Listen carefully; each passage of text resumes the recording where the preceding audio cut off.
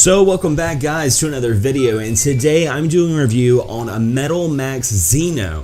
Now Metal Max Xeno was originally on the PlayStation Vita back in April, but now it's available on the PlayStation 4, and I have to give a big shout out and a huge thank you to the folks at NIS for being so kind enough to send a review copy to the studio. So without further ado, let's dig right into it. Metal Max Xeno takes place in the former location of Tokyo Bay. The lush city is now a desert wasteland. A supercomputer known as NOA was defeated, but its remains known as Suns destroys the remaining colonies, except for one called Iron Base, which is visited by our young hero Talus with his metal arm and vows to destroy Suns with his tank in revenge of their attack in his hometown and the death of his mother and adopted father.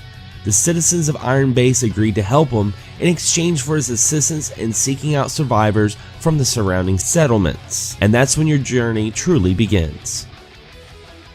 There are basically two modes of gameplay in Metal Max Xeno. Most of the time you'll be driving your tank out in the open wasteland. Here the battles become not quite as random, but instead metal monsters will periodically pop up near your position. You can either choose to ignore them or gain an advantage in battle by firing your cannon at them. If you decide to fire at the enemies, you'll be then throwing your typical turn-based encounter, using your tank loadouts to defeat those monsters. However, if your weapons are strong enough, you can defeat the enemies on the field and get reward EXP and money without entering a separate battle screen. It's a simple encounter system that works well enough that traveling the world is pretty painless without worrying about getting into more fights than you care to. Now the second mode, when Talus is out of his tank, this is where you go more into your standard 3D RPG. So you explore the ruins, and that's pretty much like your dungeon mode. You will no longer see enemies, and you'll be thrown your typical random battle fashion. While characters level up and gain new abilities, tanks do not. So you have to re-equip your tank and add new engines and different weapons in order to take on stronger enemies as you progress through the game. You'll also find new tanks and other special characteristics, with various types of weapons and various parameters to consider, such as range, bullet count, element, power, and weight. You can expect to spend a fair amount of time optimizing your loadout to your liking.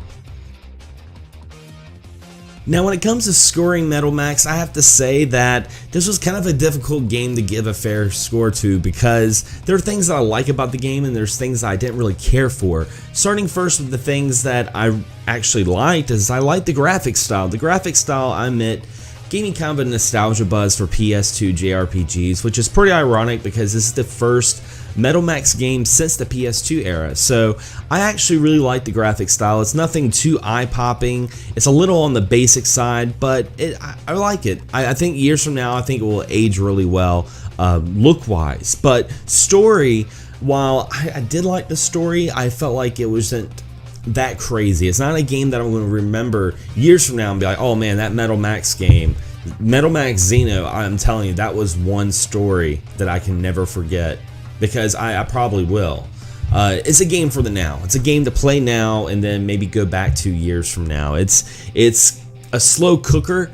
It takes a while for the story to really get the gears rolling, all pun intended, but once it does, there's enough little twists and turns that really makes the game interesting. But getting into the bad of this game is the random encounters. Whenever you're not in the tank and you're just on foot, the random encounters are no longer random. They're pretty much predictable. It's every 3 seconds you're in a fight. And, you know, coming from someone like me who grew up playing, you know, games like Dragon Warrior on the NES, I had my fair share of random battles, but this is kind of ridiculous. That's why it's so hard for me to see exactly what this game is for. Like, who's it for, you know, because the old school RPG fans like myself are going to be really turned off by the primitive aspect of random battles, the very basic menus, the okay story. And some of the new school fans I could see being completely turned off with the linear aspect to it, and also just the random battles. I could see them getting really turned off by that. So with that being said, I have to give this game a 5 out of 10. Like I said, it's not a bad game, it's not a good game, it's just a game, if that makes any sense. But anyway guys, if you enjoyed this review, be sure to hit the like and share this review. Also, if you haven't yet, be sure to hit the bell beside the subscription button, and this will notify you on all future videos coming out on this channel. Anyway guys, as always, thanks for watching, thanks for subscribing, and as always, happy gaming.